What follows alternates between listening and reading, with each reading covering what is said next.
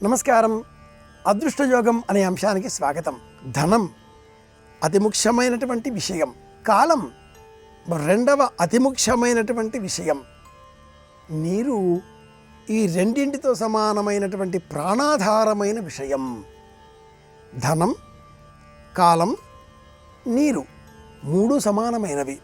ఏ ఒక్కటి మనం వృధా చేసినా తిరిగి పొందలేం. కాలాన్ని వృధా చేస్తే తిరిగి రాదు. ధనాన్ని వ్యయపరిస్తే తిరిగి అంత ప్రమాణంలో సమీకరించుకోలేము. నీటిని వృధా చేసిన ఎడల తిరిగి ఆ నీటి వనరులను మనం కాపాడుకోలేం. ఈ సత్యం బోధించడం కోసమే అదృష్టయోగం. నీరు ఇంటిలో వృధాగా పోతూ ఉంటే ఆ ఇంటిలో అదృష్టయోగం ఉండదు, ధనం నిలబడదు. ఇంటిలోని వారంతా కూడా వృధాగా కాలాన్ని ఖర్చు పెడుతూ ఉంటారు. నేటి కాలంలో అనేకులు వాడేటటువంటి ఒక ఆంగ్ల శబ్దం ఉంది, బోర్ కొడుతుంది అని. బోర్ అన్న ఆ ఇంగ్లీష్ పదంతో పాటుగా ఇంకో ఇంగ్లీష్ పదం కూడా వాడుతూ ఉంటారు, టైం పాస్ అనేది. టైం పాస్, కాలాన్ని అలా వ్యయపరుస్తూ ఉండడం. ఏ ఇంట్లో అయితే నీరు వృధాగా వ్యయం అవుతూ ఉంటుందో ఆ ఇంట్లో కాలం కూడా అలా తెలియకుండానే ఖర్చు అయిపోతూ ఉంటుంది. కాలం ఖర్చు అయిపోయిన కారణం చేత ఆ కాలాన్ని వినియోగించి మనం డబ్బు సంపాదించాలి కదా, అక్కడ లోపం ఏర్పడుతుంది. ఎక్కడ డబ్బు లేదో అక్కడ దుఃఖం వస్తుంది. దుఃఖం వచ్చింది, అదృష్టం లేదనే అర్థం. అదృష్టం కావాలా? ఇంట్లో నీటి వ్యయాన్ని నియంత్రించుకోవాలి. నీటి వృధా అరికట్టాలి. కొళాయి అలా విప్పేసి గంటలకి గంటలు అలా నీళ్లు పోతూ ఉంటాయి. మనం దంతధావనంతో పాటుగా చరవాణిలో దృశ్యాలు చూస్తూ కాలక్షేపం చేస్తూ ఉంటాం. నీరు అలా వెళ్ళిపోతూ ఉంటుంది, కాలం కూడా అలా వెళ్ళిపోతూ ఉంటుంది, ధనం కూడా అలాగే వెళ్ళిపోతుంటుంది. మరొక సందర్భంగా ఎంత ప్రమాణంలో మనం పాద ప్రక్షాళన కోసం నీరు వినియోగించాలో, స్నానం కోసం నీరు వినియోగించాలో, వస్త్రాదికాదులను శుభ్రం చేసుకోవడం కోసం నీరు వినియోగించాలో మర్చిపోయి ఉన్నాయి కదా నీటి వసతులు అని చెబుతూ వృథాగా నీటిని వ్యయం చేస్తూ ఉంటాం. అదే క్రమంలో కాలం కూడా వాహనాలను శుభ్రం చేసుకోవడంతో ప్రారంభమై దేహాన్ని శుభ్రం చేసుకునే వరకు నీరు చాలా విలువైనది, పవిత్రమైనది. ఆధ్యాత్మిక మార్గంలో అదృష్టయోగం మనకు వరించాలి అనే క్రమంలో ఏ దేవతారాధన చేసినా కూడా మొట్టమొదట మనం పూజించేటటువంటి ఆ పాంచభౌతిక ప్రపంచంలో నీరు అతి ముఖ్యమైనది కనుకనే కలశ ఆరాధన చేస్తాం.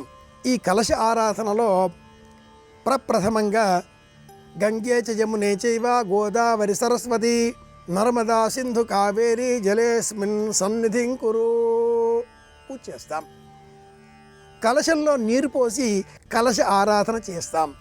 ఆ కలశేషు ధావతి పవిత్రే పరిశిచ్యతే ఉక్తేర్యజ్ఞేషు వర్ధతే మంత్రాలు చదువుతాం. కలశస్య ముఖే విష్ణు కంఠే రుద్రసమాశ్రిత మూలే తత్ర స్థితో బ్రహ్మ. శ్లోకాలు మంత్రాలు ఎన్నో చెబుతాం, కానీ ఆ కలశంలో ఉండే నీరును ఎంత పవిత్రంగా చూడాలి ఇది మర్చిపోతున్నాం. దేహంలో కూడా 70% పైగా నీరు ఉంటుంది. ఇది గుర్తించినటువంటి ఆధ్యాత్మిక ప్రపంచం. సాధనా క్రమంలో మీకు అదృష్టం కావాలా? నీటి వినియోగం దుర్వినియోగం కాకుండా చూసుకోండి. పూజాగృహంలో ఆచమనం చేయాలి, నీరు కావాలి. అసలు పూజ చెయ్యాలి అంటే స్నానం చెయ్యాలి, ఉదికిన పొడి వస్త్రాన్ని ధరించాలి, మడి అన్న పేరిట పరిశుభ్రమైన నీటిని సమీకరించుకోవాలి.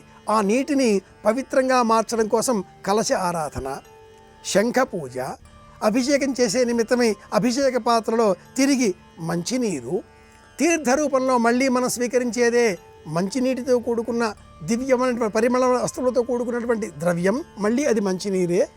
ఇలా అసలు ఆధ్యాత్మికం అంటే, పూజ అంటే, అర్చనలో ప్రధానంగా అదృష్టయోగం భరించాలి అంటే మంచినీరే కావాలి. ఇంటికి వచ్చేటటువంటి అతిథి ముందుగా మనం అతిథిని గౌరవిస్తూ స్వీకార యోగ్యంగా గ్లాసు మంచినీరు చేతికి ఇవ్వాలి. పాద ప్రక్షాళన కోసం మంచినీరు విడిగా అందించాలి. నీటితో సంస్కారం, సంప్రదాయం రెండు ఏర్పడతాయి.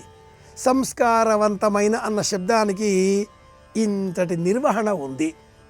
దేవతార్చన చేసే సమయంలో కూడా సంస్కారవంతంగా, సంప్రదాయబద్ధంగా, ప్రణాళికాబద్ధంగా నీటిని వినియోగించి దేవతార్చన చేస్తే, అర్చన చేస్తే, పూజ చేస్తే తప్పక మనకు అదృష్టయోగం సిద్ధిస్తుంది.